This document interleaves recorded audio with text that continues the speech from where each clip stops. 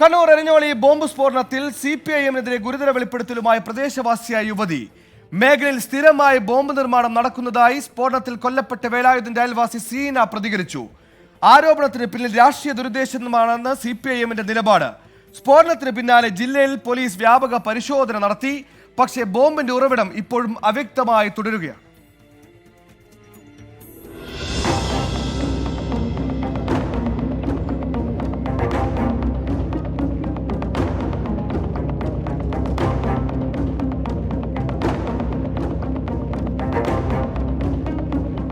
ഈ വീടിന്റെ പറമ്പത്തിന് 3 ബോംബ് ഇവരെടുത്തുകൊണ്ട് പോയിട്ടുണ്ട്.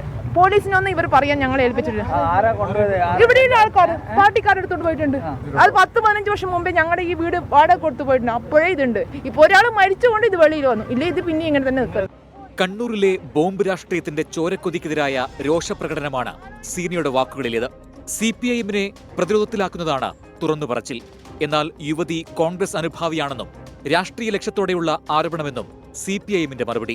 തീർത്തും അവർക്ക് സ്വാധീനമുള്ള കോൺഗ്രസിനും BJP-ക്കും സ്വാധീനമുള്ള ഒരു പ്രദേശത്ത് നടക്കുന്ന ഒരു സംഭവത്തിലാണ് രാത്രിയിൽ വലിയ ശബ്ദങ്ങൾ ഉണ്ടാവുന്നു എന്നൊക്കെ പറഞ്ഞ് സമീപവാസികൾ എന്ന് പറഞ്ഞുകൊണ്ട് വളരെ രാഷ്ട്രീയമായിട്ട് അതിനെ മുതലെടുക്കാനുള്ള ഒരു ശ്രമത്തിൻ്റെ ഭാഗമായിട്ട് നാടകീയമായിട്ട് രൂപീകരിച്ചിട്ടുള്ള ഒരു സ്ക്രിപ്റ്റിൻ്റെ ഭാഗമായിട്ടാണ് ഷാഫി പറമ്പിൽ അവിടെ സന്ദർശിച്ചപ്പോൾ അവിടെയുള്ള ഒരു സ്ത്രീ പറയുന്ന ഒരു സാഹചര്യം ഉണ്ടായിട്ട്. പോലീസും ആഭ്യന്തര വകുപ്പും സമ്പൂർണ്ണ പരാജയമെന്ന് സ്ഥലം സന്ദർശിച്ച നിയുക്ത വടകര MP ഷാഫി പറമ്പിൽ പറഞ്ഞു. പാർട്ടി സുരക്ഷയിൽ പ്രൊഫഷണൽ കൊട്ടേഷൻ സംഘങ്ങൾ വളരുന്നു. ബോംബ് നിർമ്മിക്കുന്നവരിലേക്ക് പോലീസിന്റെ അന്വേഷണം എത്തുന്നില്ലെന്നും ഷാഫി പറമ്പിൽ. ഇതിന്റെ ഉത്തരവാദിത്തം ഏറ്റെടുക്കേണ്ട ഒരു വിഭാഗമുണ്ട്. അത് കേരളത്തിലെ പോലീസ് സംവിധാനമാണ്. ആ പോലീസ് സംവിധാനം ഈ നിർമ്മിക്കുന്നവരുടെ മുമ്പിൽ, ഇത് വിതരണം ചെയ്യുന്നവരുടെ മുമ്പിൽ, ഇത് ഒളിപ്പിക്കുന്നവരുടെ മുമ്പിൽ, ഇത് സ്റ്റോക്ക് ചെയ്യുന്നവരുടെ മുമ്പിൽ 10 പൈസക്ക് ഗുണമില്ലാത്തൊരു സംവിധാനം പോലെയാണ് ഈ ബോംബ് കേസുകളിൽ കേരളത്തിലെ പോലീസ് ആക്ട് ചെയ്തുകൊണ്ടിരിക്കുന്നത്. സ്ഫോടനത്തിന്റെ പശ്ചാത്തലത്തിൽ കണ്ണൂർ ജില്ലയിലെ വിവിധ ഇടങ്ങളിൽ പോലീസ് പരിശോധന തുടങ്ങി. വരും ദിവസങ്ങളിലും റെയ്ഡ് തുടരും.